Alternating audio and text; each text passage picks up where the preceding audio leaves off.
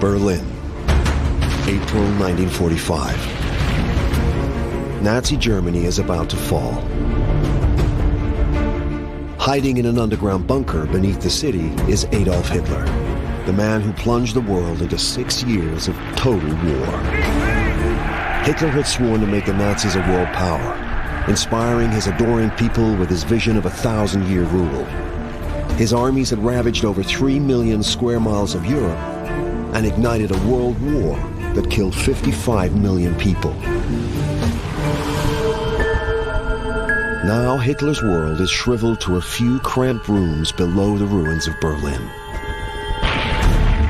Above him, the Soviet army advances through the city, tightening the noose as they hunt down the Nazi leader. This film goes inside Hitler's bunker to hear previously untold stories of those last desperate days. In extraordinary film interviews, lost to the world for nearly 70 years, we hear from the people who were there what happened on the day Hitler died. The army major who knew that to admit defeat to the Fuhrer meant death. He wanted to live. He loved power like a miser loves gold. The secretary who typed Hitler's last will and political testament. For years he had been taking medicines, drugs and injections. The leader of the Hitler Youth, who was the first to see the Fuhrer's body. The blast of the pistol had ruptured the veins on either side of his head. These witnesses from inside Hitler's bunker were filmed just after World War II. Their testimonies lay forgotten in American archives and have only recently been rediscovered. Did you expect others to commit suicide with him? Yes, Eva Braun. The bunker became a mortuary and the people in it living corpses. None of these witnesses had ever spoken on camera before. Their memories have allowed us to reconstruct in detail the bunker and the actions of the people who witnessed the end of the Nazi Third Reich and Hitler's final hours. Was there any doubt in your mind that he was going to die? None whatsoever.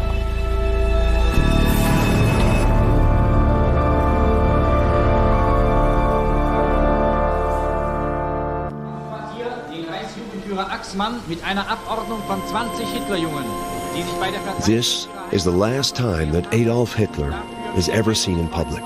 The last time he is ever captured on film. He's been Führer of Nazi Germany for 12 years.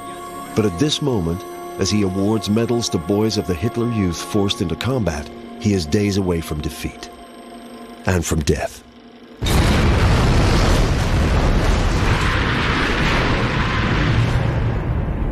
Hitler's troops once occupied most of Europe, but now the Third Reich is reduced to a desperate defense of Berlin.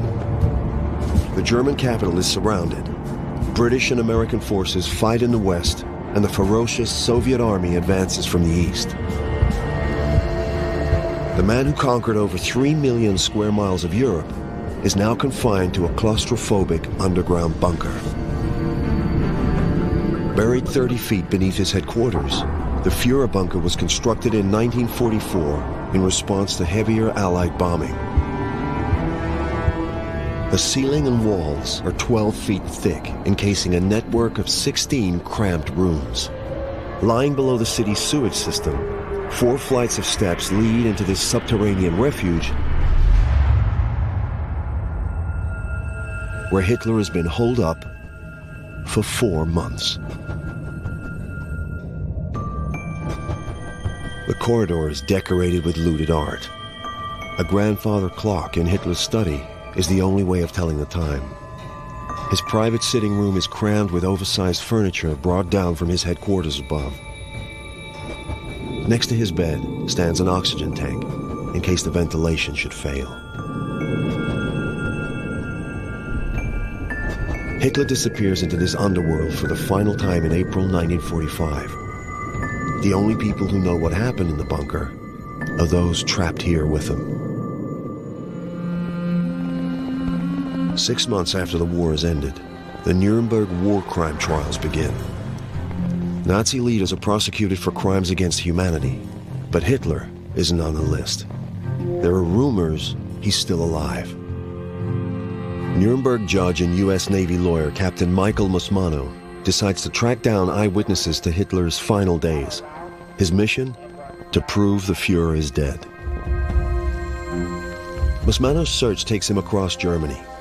Over 2 years, he speaks to more than 100 people, everywhere from prisons, internment camps, and in hiding.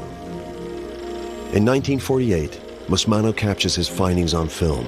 I have brought a number of eyewitnesses on the subject of Hitler's disappearance. In their own words, they will tell you what happened to the Fuhrer of Germany. The witnesses Musmano brings together are surviving members of Hitler's civilian and military staff who were with him in the Fuhrer bunker. They have never been interviewed on camera before and need to rehearse their statements in English or speak through a translator. The first witness will be Frau Traudl Junge, Hitler's secretary. Traudl Junge started working for Hitler in 1942 when she was only 22 years old. Once, she dreamed of being a dancer. War put an end to that. Hitler selected her because she was from Bavaria, his favorite part of Germany. She married an SS officer from Hitler's staff. He died in combat a year later. Frau Junge, what did your duties consist of as Hitler's secretary? At first, I received and distributed personal mail addressed to the Führer. There were many women who had nothing better to do than to write him every week. Were these communications in the nature of love letters? Yes, Did these enthusiastic women receive replies to their love effusions? none at all.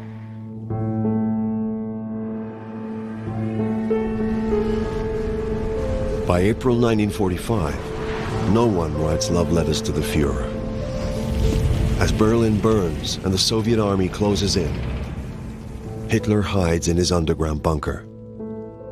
Secretary Traudl Junge is down here with him. Frau Junge, what was Hitler's health in April 1945? His health was very bad. For years, he had been taking medicines, drugs, and injections. During his last days, he had a constant tremor in his hand. And in front of strangers, I think he was a little ashamed of his affliction and would try to hide it.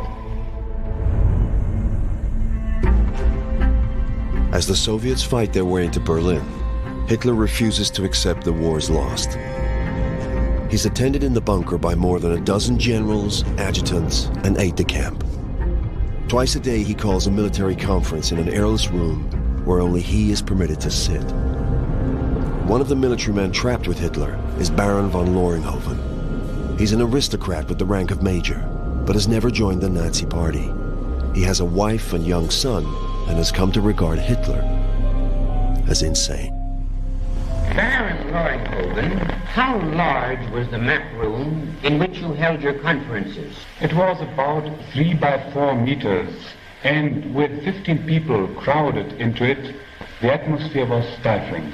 But what did you have to discuss? The war was lost. Yes, but no one dared to mention defeat to Hitler. To do so, one could lose one's life. In addition, one's entire family would be jeopardized. He still kept up his hopes by hinting at secret weapons and of dissensions between the Allies. 1.5 million Soviet soldiers begin entering Berlin. The German defenders are outnumbered 3 to 1. They know that the war is lost. But Hitler has been losing his grip on reality for weeks. The bunker is within range of the Soviet guns, yet he still thinks he can fight back.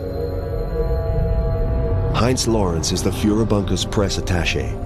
He's been part of Hitler's inner circle throughout the war and often sits up late with the Führer, talking and drinking tea. Mr. Lorenz, I should like to have you tell me the most impressive moments that you associate with Hitler. Well, there were 2 such moments. The first occurred April 12th, when I brought him the news that Roosevelt, the President of the United States, had passed away. From his beloved second home at Warm Springs, Georgia, the body of Franklin Delano Roosevelt moves on the first stages of its journey to his final resting place. Hitler went into a dance and congratulated himself as if he had himself brought about this event. He exclaimed, "This will mean I will win the war. This is our victory." 10 days later, the other event occurred, and this time his feelings went to the other extreme. The Red Army juggernaut rolls into the northern part of Berlin. The only defense here is a ragtag collection of inexperienced units. Hitler orders them to attack the Soviets, warning that the fate of the German capital is in their hands. It's a suicide mission, and Hitler's soldiers refuse. His armies were defeated on all fronts, and Berlin was threatened. He ordered his troops forward to stop the advance, but the troops failed to attack. The shock of realization that he, Adolf Hitler, had been disobeyed and that complete disaster was inevitable was too much for him. He collapsed and he said, "It's all over and I'll shoot myself." For over a decade, Hitler has been, in the eyes of his followers, an invincible demigod. Now his inner circle is stunned by this announcement.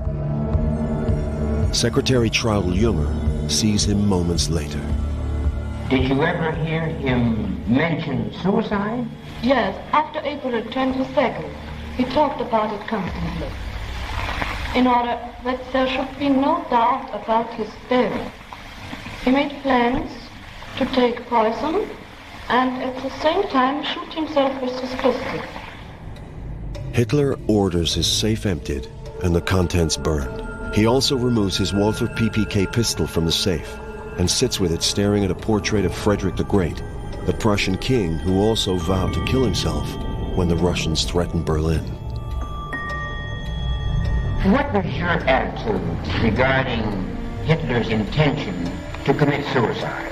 I told him if he intended to die, the place to die would be in battle, leading his troops. But he said he feared that he might only be wounded and captured, and then the Russians would degrade him. Did he expect others to commit suicide with him? Yes, Eva Braun. Eva Braun first met Hitler in 1929 when she was 17 and working for a Nazi Party photographer. Although 23 years younger than him, Braun has been Hitler's mistress for 14 years, but the relationship is being kept hidden from the German people. Hitler wants to remain attractive to his female admirers and has groomed Braun to refrain from public displays of affection. Their private life together in the bunker is confined to a few small concrete rooms. They sleep separately. She's here in the bunker against Hitler's wishes, but refuses to leave. Braun's family do not approve of her affair with the Fuhrer. Her sister, Ilse Braun, knew that Eva's relationship with Hitler was doomed. Madame Braun, what was Hitler's health like when you last saw him? His face was grey as ashes. His hands were in a constant state of agitation, and his eyes were glassy. He was bent over like an old man.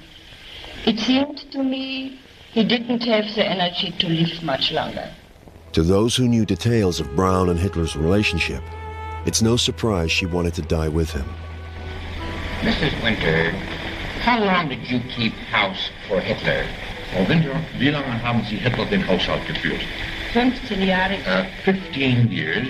Natürlich war Eva Braun eine regelmäßige Besucherin. Of course, Eva Braun was a regular visitor. Einmal wollte Eva Braun, dass Hitler sie heiraten. There was a time where Eva Braun wanted Hitler to marry her. Hitler sagt, ich werde nie heiraten. Hitler said, I shall never marry, Du kannst meine Freundin bleiben. but you may remain my girlfriend. Sie war sehr unglücklich darüber und versuchte Selbstmord zu begehen. She was very unhappy over this situation and attempted suicide. She shot herself in the breast, but she did not seriously injure herself.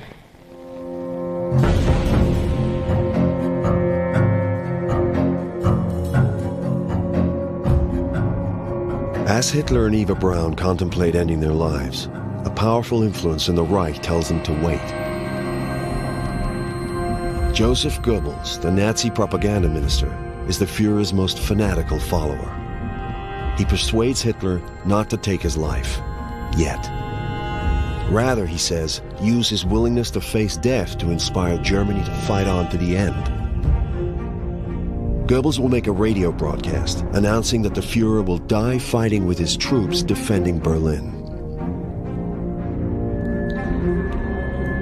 Then the propaganda minister brings his family into the bunker. His 6 children, 5 girls and a boy, call Hitler Uncle Adolf. His wife Magda is a fanatical Nazi. The Goebbels have been presented to Germany as the Third Reich's model family. Now they will be at the Führer's side in his final hour as an example to all Germans.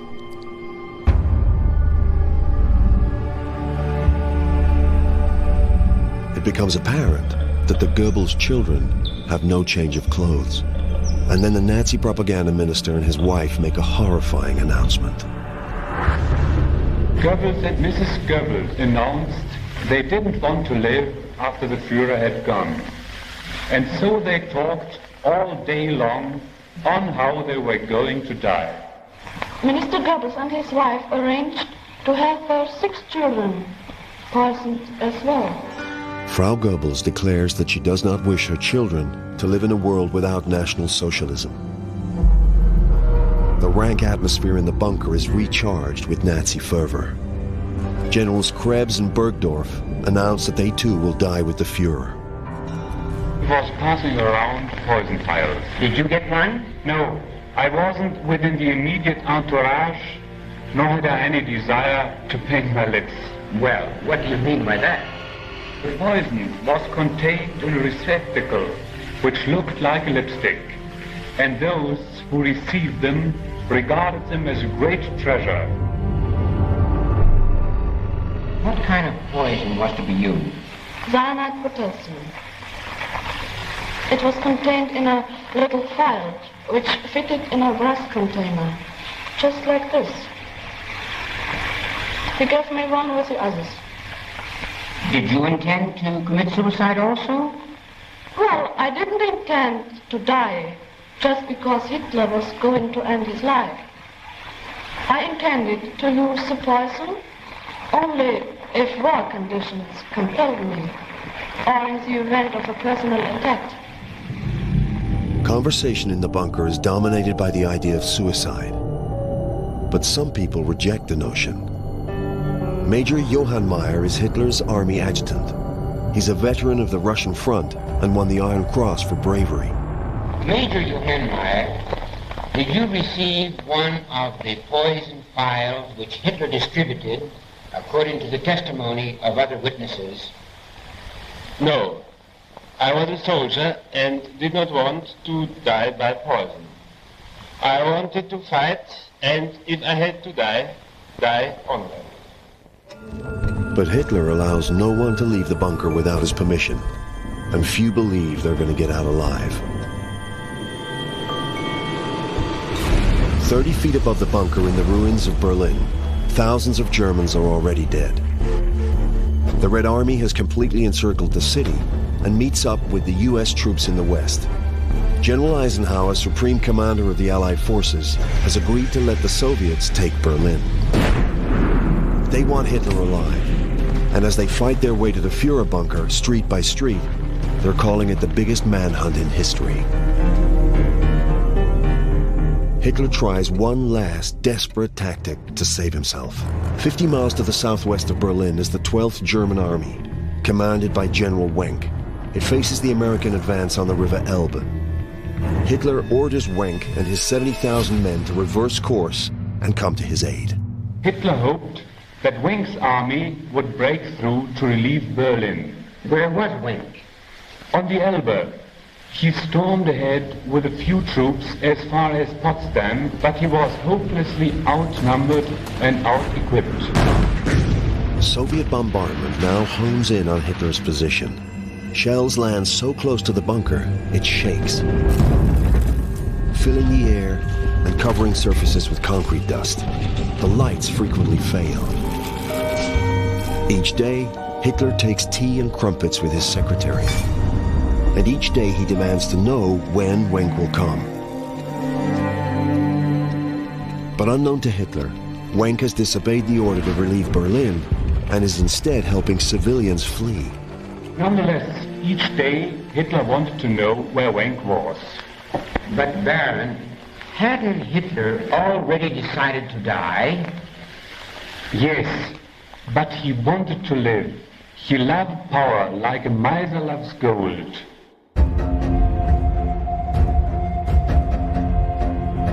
For 5 days, Hitler clings to the delusion that his army will relieve Berlin. Baron von Loringhoven's duty is to provide the Fuhrer with intelligence updates, but the bunker is now cut off from radio contact with the military. He resorts to using a Berlin telephone directory to call addresses in the city. If a Russian voice answers, he knows that sector is taken. If it's German, he asks them to look out of the window and tell him what's happening. By April 28th, the Russians are less than 550 yards from the bunker. Hitler still clings on. Then he receives news that changes everything. Heinrich Himmler, head of the SS and the second most powerful man in the Reich, has betrayed him. From the relative safety of German-occupied territory in the north, he's trying to negotiate peace with the Americans. The news is picked up via a bulletin on the BBC World Service, now virtually the only contact Hitler's staff has with the outside world. Now, Baron Loringhoven, just when did Hitler abandon all hope? When Hitler heard that Himmler had tried to surrender to the Western powers, he raged and declared that never would a traitor succeed in as Führer. Hitler orders Himmler's representative in the bunker, General Fegelein, to be shot. Fegelein is Eva Braun's brother-in-law, married to her pregnant sister. Hitler's mistress begs for his life, but the plea is refused. Then, Hitler begins dictating his final will and political testament to Traudl Junge. He starts by blaming the Jews for the war. He dictated it to me the night of April 28th. And I must frankly say that the will was very disappointing. I thought that in it he would try to justify what he has done and why Germany found itself in its present situation, so that he might offer to show some way out of our horrible tragedy. But he repeated the same old arguments he had used over and over in all his speeches. The will also reveals that Hitler is prepared to give his mistress what she's always craved. Although never mentioning her by name, it states that in return for her loyalty and willingness to die with him, he will at last marry Eva Braun.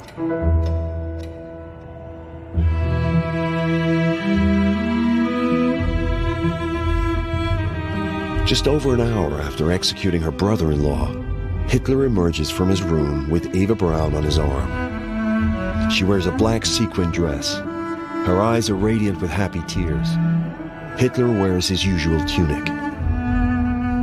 Goebbels acts as best man in the hastily arranged ceremony, and the bride and groom, adhering to the legal requirements of a Nazi wedding, both declare that they are of pure Aryan descent and free from hereditary disease. As Eva signs the wedding certificate, she writes the letter B for Braun before scoring it out and writing Hitler. What happened at the end?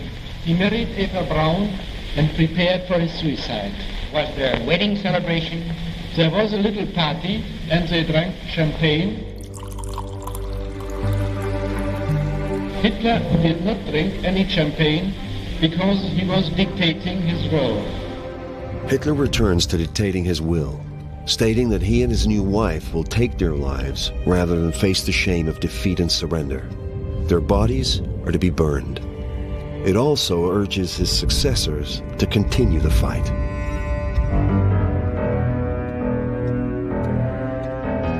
The documents are to be couriered out of the bunker through Soviet lines to territory still held by Germany. When did you last see Adolf Hitler? The morning of April 29th. He directed me to take a copy of his will to Field Marshal Schörner and emphasize the importance of the mission. What was the atmosphere of that last conversation with Hitler? We both realized we would never see each other again. Was there any doubt in your mind that he was going to die? None whatsoever.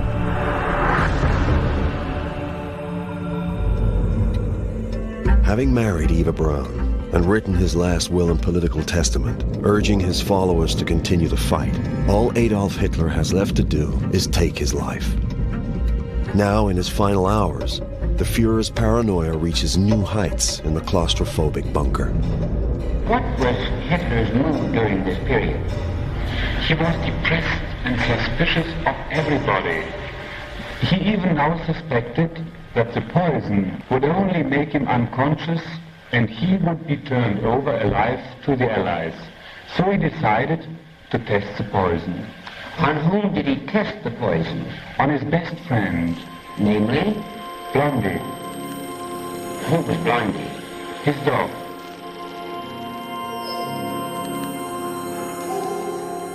Well, what was the result of the test? The dog died.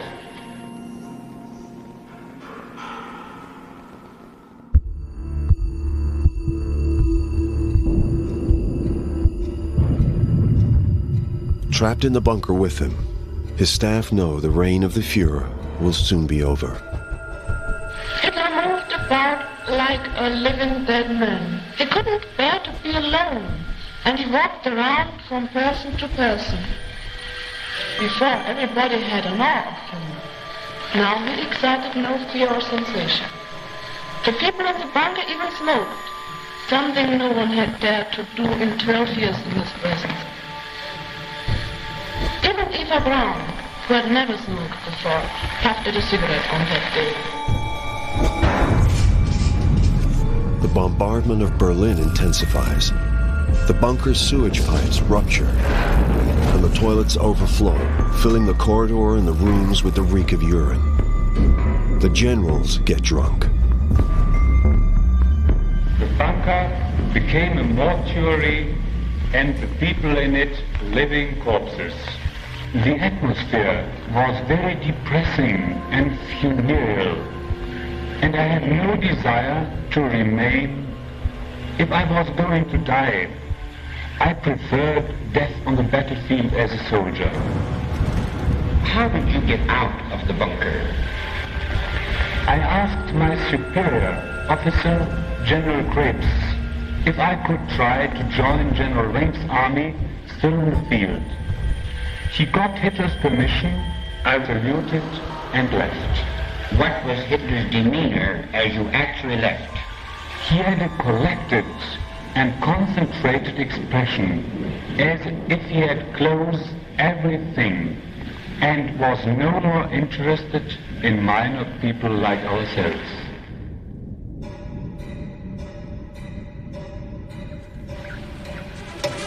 A British radio broadcast is picked up in the bunker late on the evening of April the 29th, describing the fate of Hitler's ally, the Italian fascist dictator Mussolini.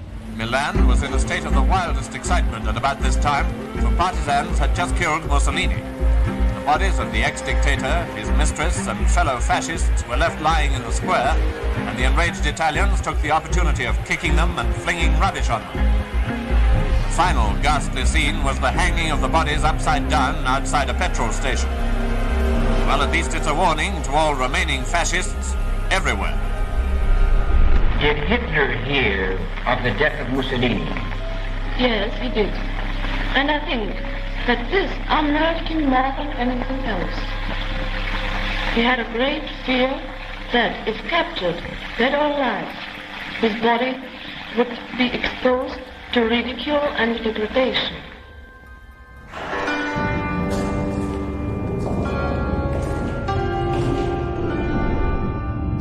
In the early hours of April 30th, Hitler orders an assembly of the Führer bunker staff. Baroness Irmengard von Varro is a German aristocrat sheltering in the bunker from the Red Army. Now she volunteers as a waitress. At 2:30 in the morning, I was awakened and instructed to report to the Führer's rooms. My eyes heavy with sleep, I made my way underground to the corridor in the Führer bunker. I saw a strange figure. It looked like a ghost. I saw it was Hitler. He was absolutely shrunken. He was hanging in his clothes. His eyes were glaring into emptiness. His hands were shaking like leaves in his storm. Hitler thanks his staff for their loyal service.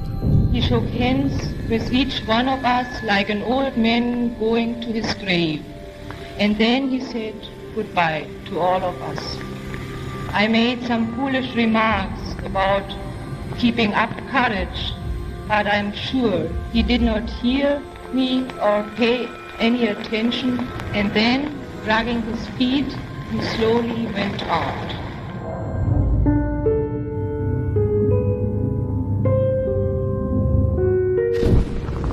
The Soviets are 220 yards away. Hitler is informed that the Führer bunker will be breached at any moment. He attempts to step outside, but the shelling is too intense. A conference is held. There is nothing to say. Hitler instructs his adjutant, Otto Gunsche, to procure enough gasoline to ensure that his and his wife's bodies are incinerated. Tell us about the 30th. We had lunch together, Hitler, Eva Braun, and myself. There was an attempt at normal conversation, but everybody could feel the presence of death. Hitler is vegetarian, and the last meal he and Eva Braun eat is spaghetti with cabbage and raisin salad. How did Eva Braun take all this business of dying? She loved the Führer, and she was willing to die with him. But still, she loved life. She was a very lively person and had a great spirit of good living. Once she had agreed to die with Hitler, I think she was like a child in the dark. She asked Hitler, will it hurt? I don't mind dying heroically, but it must be painless. And she laughed, but it was not laughter which comes from the heart. What did Hitler say to this? Oh, he went into details. He said, the immediate effect of the poison will be a paralyzation of the respiratory tissues and then of the heart. Death will occur only after a few minutes, but the pains will cease after a few seconds, for then the tissue convulsions occur.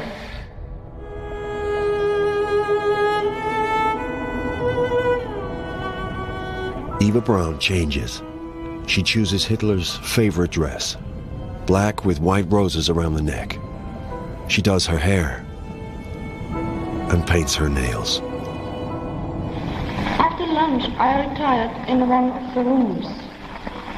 At about 2:30, Gunsche, who was Hitler's SS adjutant, called me out to the corridor. Here I saw Hitler with Eva Braun on his arm, giving his final farewell. I was the last person to whom he offered his hand. It was very limp. He looked at me, but I don't think he saw me. I don't think he saw anybody. Hitler and his wife retire to their rooms.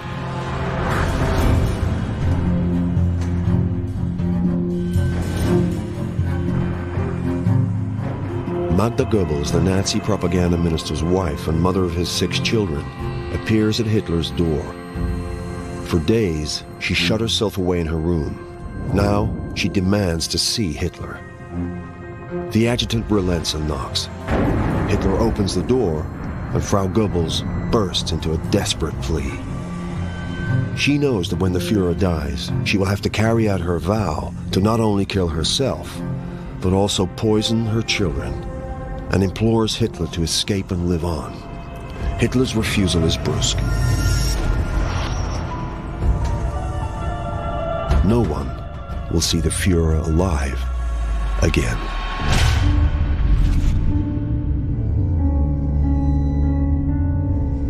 Arthur Axmann, leader of the Hitler Youth, arrives.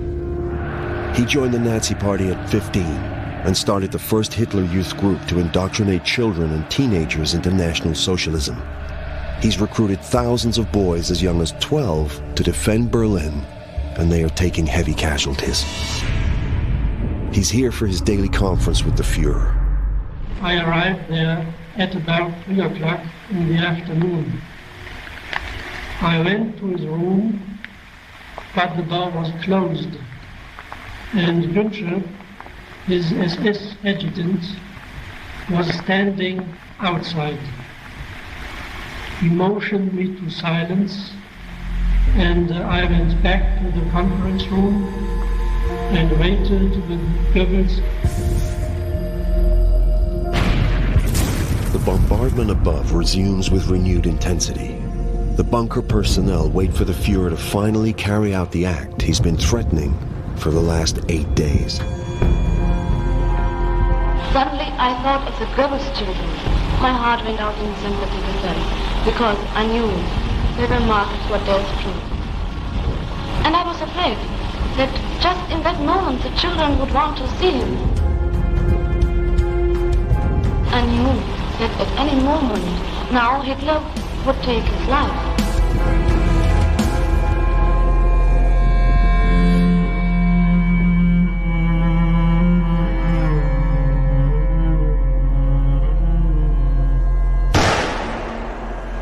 And that got me to life. It was a shot which finished Adolf Hitler.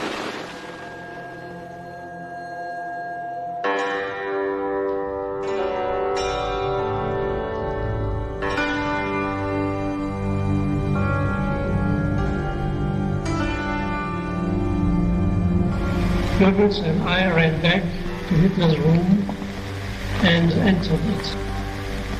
We found Eva Braun sitting on the sofa, her head resting on Hitler's left shoulder. She wore a black chiffon dress. She was dead, but she had no marks of violence on her body. She died of poison. Hitler's lower jaw was slightly distorted. It was obvious he had shot himself in the mouth. On either side of his temples, I saw drops of blood. The blast of the pistol had ruptured the veins on either side of his head. The sofa was stained with blood, and his pistol lay at his feet. I remained with the corpses about 10 minutes. Then I returned to the conference room, and from this point saw Hitler's and Eva Braun's bodies being carried out of the bunker. But for Hitler's staff, there is still one more ordeal to come. For 12 years, Adolf Hitler was leader of Nazi Germany. For 6 years, he inflicted the chaos and catastrophe of a global war that claimed 55 million lives. Now Hitler lies dead by his own hand. The Third Reich is over.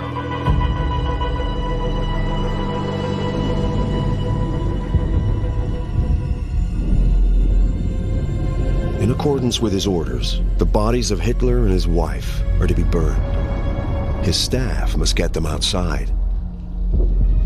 Erich Kempke, the Führer's chauffeur since 1934, carries Eva Braun. Mr. Kempke, please tell us about the events of April 30th. Ich habe dann dem Günsche Evas Braun Leiche übergeben. I turned over Eva Braun's body to Günsche, Der dann neben Hitlers Leiche liegte. and he laid it down next to Hitler's corpse. Hitler and Braun's bodies are laid in a shell crater. Nearly 50 gallons of gasoline lie waiting at the bunker exit. Dann haben wir aus den Kanistern über beide Leichen Benzin gegossen. We then picked up the cans and poured gasoline over both bodies. Führerbunker guard Hermann Karnau approaches the scene. Die sich zu beiden Seiten geöffnet hatte. Hitler was wrapped up in a blanket which had opened up. Das Gesicht blutet stark. I saw his face covered with blood. Die ganze Zeit über haben die Russen die Reichskanzlei so mit Artilleriebeschuss belegt. All the time, the Russian artillery was shelling the Reichschancellor. Im Eingang des Bunkers Zuflucht schonen mussten. We had to take shelter in the concrete entrance to the bunker. Hier hat dann Günsche einen Lappen angezündet. Here, Günsche lighted a rag und auf die Leichen geworfen and threw it to the bodies.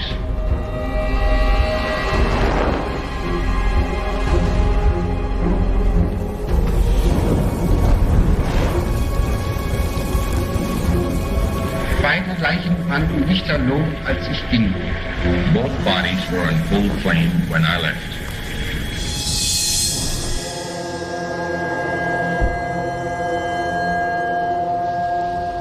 Hermann Karnau has kept watch over the funeral pyre for the last 2 hours.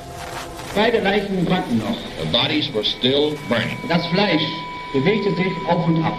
And the flesh moved up and down. Ich berührte die gekohlten Reste mit meinen Füßen, was nunmehr zusammenfiel. I touched the burning remains which were lying before me with my feet, and they fell apart. Erstarrt blieb ich stehen und erhob meinen Arm nochmal zum Gruß. Almost frozen, I remained fixed to the spot and lifted my arm in salute.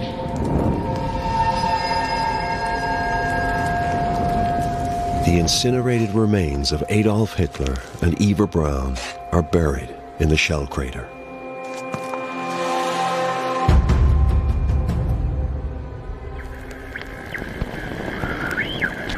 This is London Court. Here is a news flash. The German radio has just announced that Hitler is dead. I repeat that. The German radio has just announced that Hitler is dead. 24 hours later, Soviets enter and loot the deserted Führer bunker.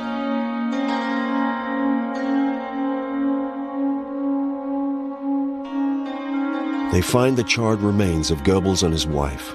They've shot themselves, and their bodies have been burned. They also find the bodies of the 6 poisoned Goebbels children. The Soviets dig up what's left of Adolf Hitler and Eva Braun and identify the Führer using his dental records. No one is certain what happened to the remains, and they are never shown to the Western powers.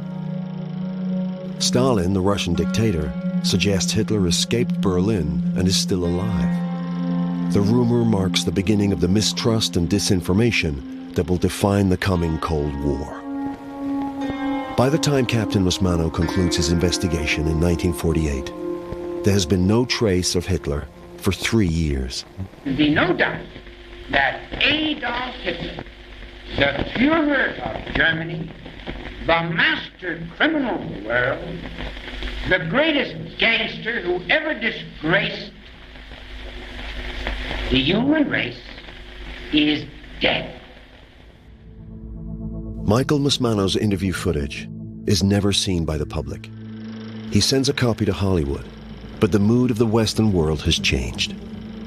It wants to forget Hitler and the war and instead look forward to a brighter, new future. The film is only rediscovered in Duquesne University, Pittsburgh in 2013. Today, the site of the Führer bunker in Berlin, where Hitler died and his body was burned, is a car park.